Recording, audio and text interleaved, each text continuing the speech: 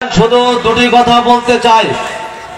আজকে মত বিনিময় সভা মানে কর্মী সভার মতো দলীয় নেতা কর্মীদের ডাকা হয়েছে, তাতেই যে অবস্থা দেখি আদিতমারির মহিষকোচাতে, আসলে স্বতন্ত্র প্রার্থী সিরাজুল ভাই হোক আর যেই হোক, তার তো ভোট করার কোন যুক্তিকতা আছে বলে মনে করি না।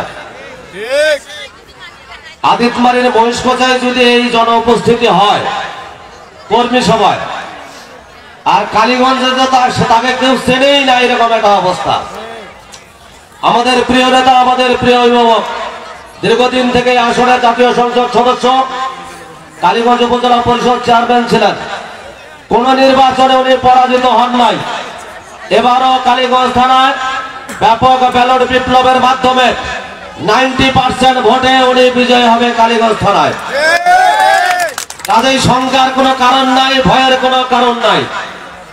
আর একটি চক্রান্তকারী মহল আছে, যারা এদেশের উন্নয়ন, এদেশের অগ্রযাত্রা ব্যাহত করার জন্য বিভিন্ন সময় ষড়যন্ত্র করে। তারা কিন্তু আবারও ষড়যন্ত্র করবে। 7 তারিখের নির্বাচন পর্যন্ত আপনাদের সচেতন থাকতে হবে। ব্যাপকভাবে ভোটার উপস্থিতির মাধ্যমে কেন্দ্রে ব্যাপক ব্যালট বিপ্লব ঘটিয়ে শুধু মহিষকোচা ইউনিয়ন নয়, আদিতমারি কালীগঞ্জের উন্নয়ন ও অগ্রযাত্রা অব্যাহত রাখতে হবে।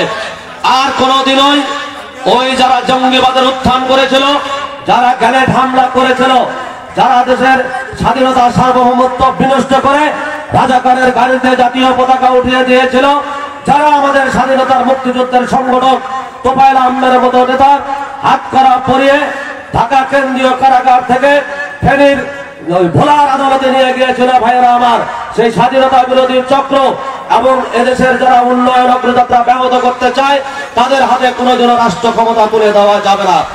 আমাদের প্রিয় নেত্রী, গণমানুষের নেত্রী, বঙ্গবন্ধু কন্যা জননেত্রী শেখ হাসিনা দায়িত্বহীন কণ্ঠে ঘোষণা করে, সংবিধান অনুযায়ী তফসিল ঘোষণা করে নির্বাচনের ব্যবস্থা করেছেন।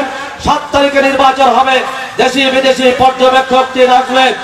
দেশি বিদেশি পর্যবেক্ষক টিমের মাধ্যমে আমাদের নির্বাচন সারা পৃথিবীকে উনি চ্যালেঞ্জ ছুড়ে দিয়ে দেখিয়ে দেবে যে বাংলাদেশের নির্বাচন শেখ হাসিনার অধীনে অবাধ ও সুষ্ঠু সুন্দরভাবে হয়েছে, এটা উনি চ্যালেঞ্জ ছুড়ে দেবেন। সেই সাথে আমি বলতে চাই, আমাদের আজকে আমরা সৌভাগ্যবান বাংলার মানুষ জননেত্রী শেখ হাসিনার মতো একজন প্রধানমন্ত্রী পেয়েছে।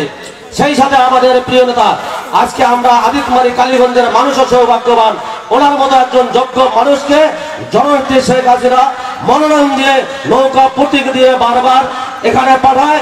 আমরা ভোট দিয়ে তাকে নির্বাচন করি।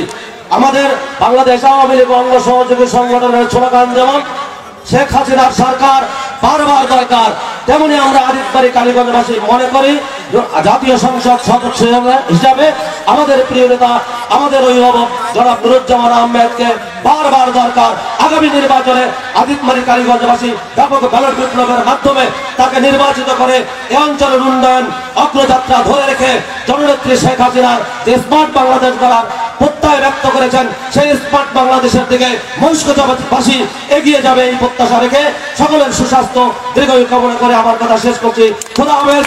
জয় বাংলা, জয় বঙ্গবন্ধু, বাংলাদেশ চিরজীবী হোক। ধন্যবাদ সবাইকে।